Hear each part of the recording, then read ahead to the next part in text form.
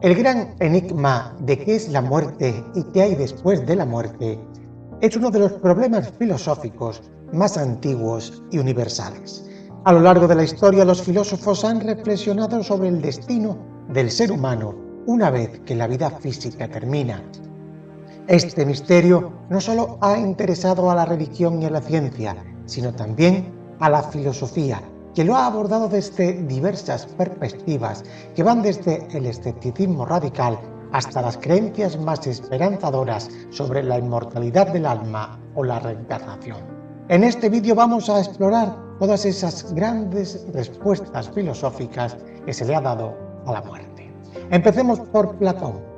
Una de las respuestas más influyentes en la filosofía occidental proviene de Platón.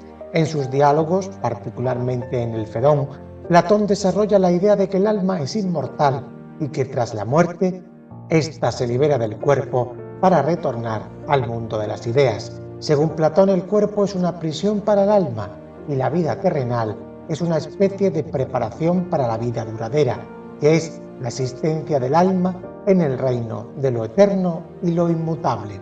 Para Platón, el alma no solo sobrevive a la muerte, sino que también existía antes de nuestro nacimiento.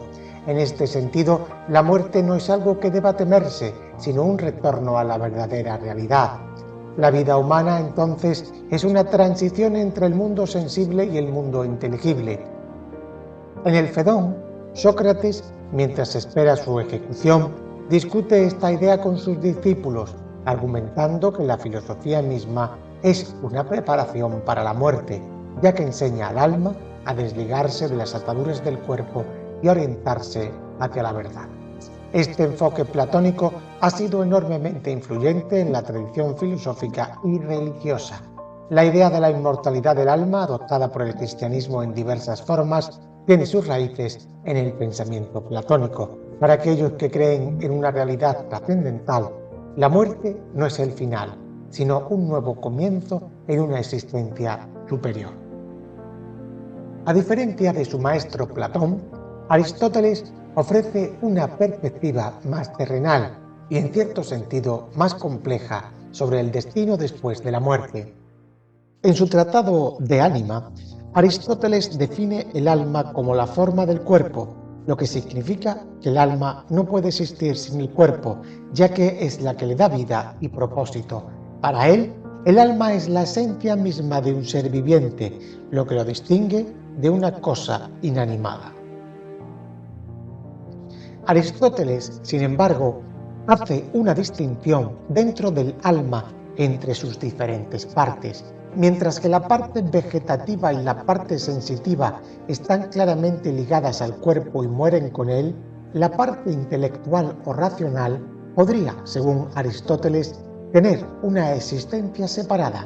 Esta parte del alma, que es la responsable de la razón pura, podría sobrevivir después de la muerte en alguna forma, aunque Aristóteles no ofrece una teoría clara sobre cómo esto ocurriría. En general, su visión es más materialista que la de Platón, ya que el alma y el cuerpo están intrínsecamente conectados y la muerte implica en la mayoría de los casos el final de la existencia del individuo. El filósofo griego Epicuro ofrece una de las respuestas más radicales y desafiantes sobre lo que ocurre después de la muerte. Simplemente no ocurre nada. Para Epicuro, la muerte es el final completo de la existencia, ya que el ser humano está compuesto únicamente de átomos y se disgregan cuando morimos. Como seres materiales, nuestra conciencia, nuestros pensamientos y nuestra vida en sí dependen del cuerpo físico, por lo que una vez que éste deja de funcionar, no queda nada de lo que podamos ser conscientes. Epicuro sostenía que la muerte no debe temerse, porque según su famosa frase, cuando somos, la muerte no es, y cuando la muerte es, nosotros no somos. La muerte, por lo tanto, para Epicuro es una ausencia de toda experiencia y no puede ser dolorosa o aterradora porque no hay sujeto que experimente nada. Para Epicuro, lo que debería preocuparnos no es la muerte en sí, sino el miedo irracional que tenemos hacia ella. Jean-Paul Sartre, uno de los principales representantes del existencialismo, rechaza la idea de cualquier existencia después de la muerte. Para Sartre, la muerte es el final absoluto de la existencia y este hecho tiene profundas implicaciones filosóficas sobre cómo deberíamos vivir. La vida no tiene un propósito intrínseco o un sentido predeterminado, y la muerte es simplemente la última prueba de esta falta de sentido. En su obra El ser y la nada, Sartre explora cómo la finitud de la vida nos enfrenta al hecho de que somos seres radicalmente libres. No hay un destino después de la muerte que dé sentido a nuestras acciones. En cambio, somos nosotros quienes debemos crear nuestro propio sentido en un universo diferente. La muerte es la última frontera que nos recuerda la absurda condición humana.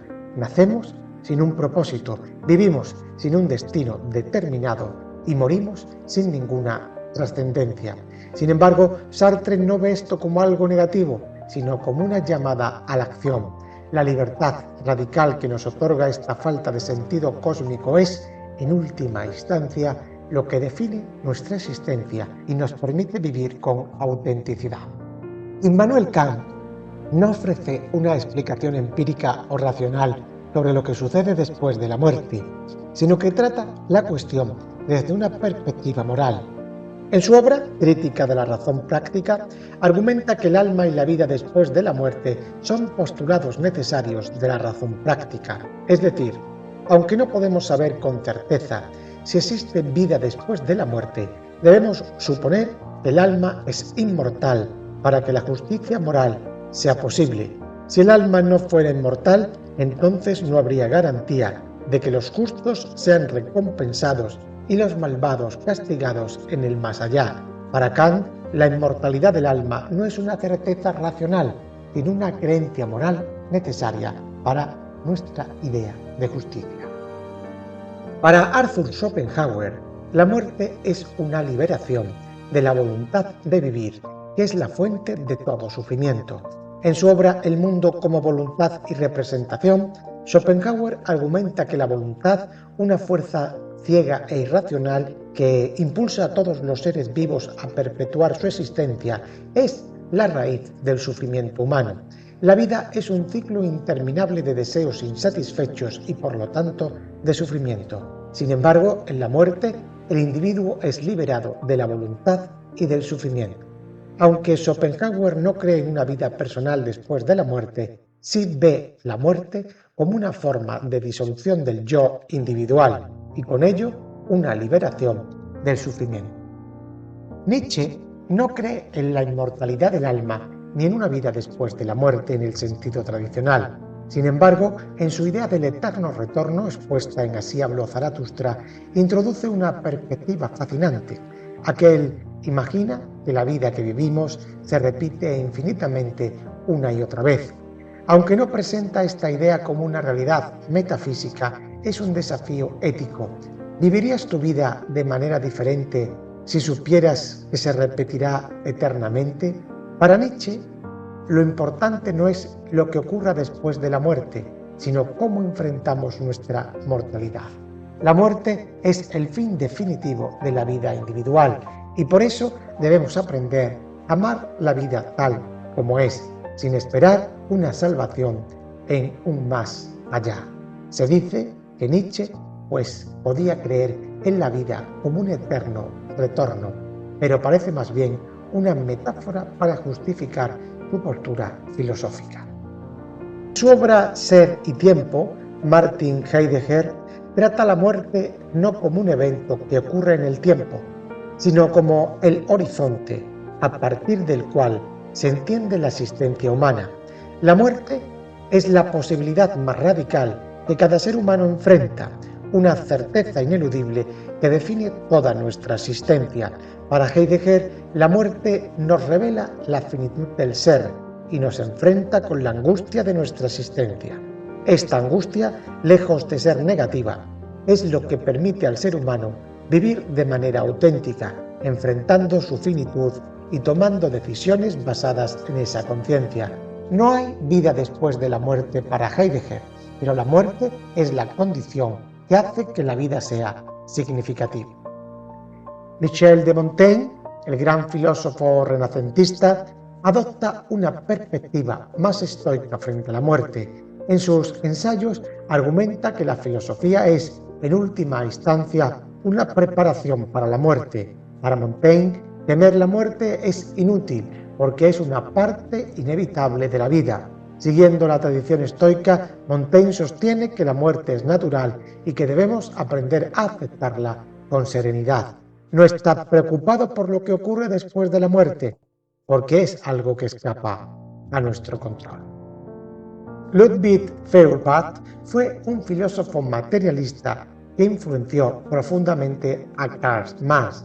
En su obra La existencia del cristianismo, Feuerbach rechaza la idea de una vida después de la muerte y argumenta que las creencias en el más allá son proyecciones humanas, reflejando nuestros deseos de inmortalidad. Según él, no hay alma separada del cuerpo y la muerte es el fin absoluto de la conciencia. Para Feuerbach, el enfoque en una vida futura es un error, porque desvía a las personas de la importancia de mejorar en su vida actual y en su entorno material. Las religiones, según este filósofo, crean falsas esperanzas en una vida posterior y deben ser reemplazadas por un enfoque en la humanidad y en la vida presente. Spinoza no creía en una inmortalidad personal en el sentido tradicional. Sin embargo, ofreció una visión única sobre la eternidad del alma en su obra Ética.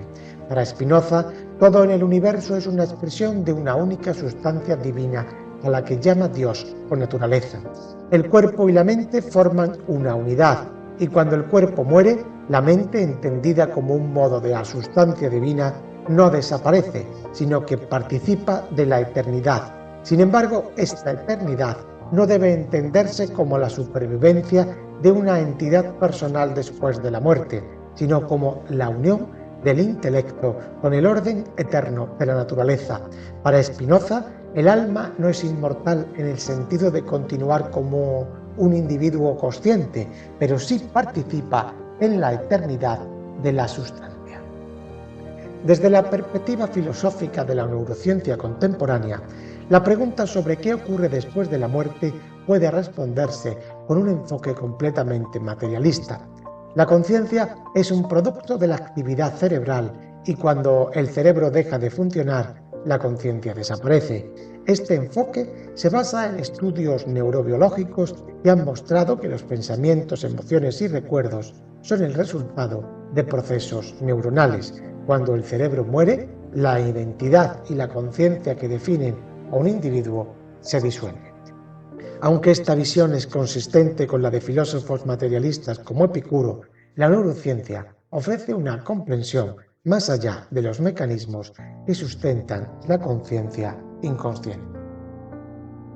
El filósofo David Chalmers sugiere que todavía hay mucho que no entendemos sobre la conciencia y que quizás las explicaciones puramente materialistas no sean suficientes para resolver completamente el misterio de la muerte. ¿Y tú qué piensas? Déjamelo en los comentarios.